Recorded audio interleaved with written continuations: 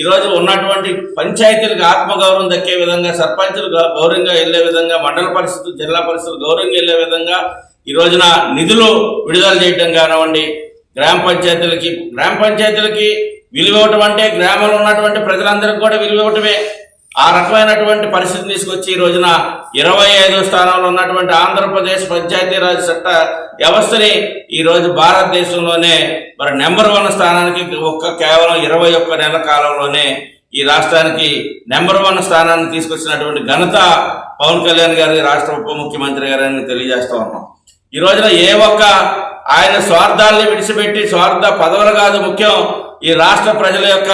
అభివృద్ధి ముఖ్యం. రాష్ట్ర ప్రజలు క్షేమంగా ఉండాలి, రాష్ట్ర ప్రజలు ఎప్పుడు కూడా సుభిక్షంగా వారికి మంచి పరిపాలన అందించి ఆనంద సంతోషాలతో ఉండాలన్నటువంటి ఆలోచన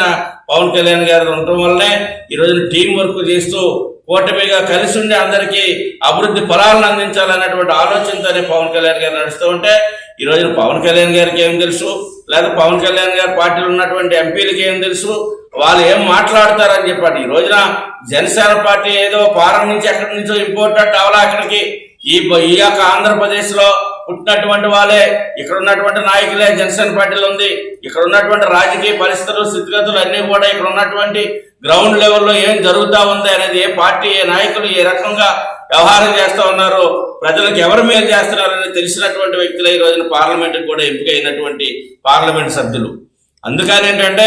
ఇప్పటికైనా జ్ఞానం తెచ్చుకొని ఏదైతే అమరావతి రైతుల పక్షాన రైతులకు ఏదన్నా అందవలసినటువంటి వాళ్ళ రాయితీలు కానీ, వాళ్ళకి న్యాయమైన డిమాండ్స్ కానీ ఎక్కడైనా అందకపోతే, లేకపోతే ప్రజలకు ఎక్కడైనా అన్యాయం జరుగుతూ ఉండి ప్రజలకు సరైన పరిపాలన అందకపోతే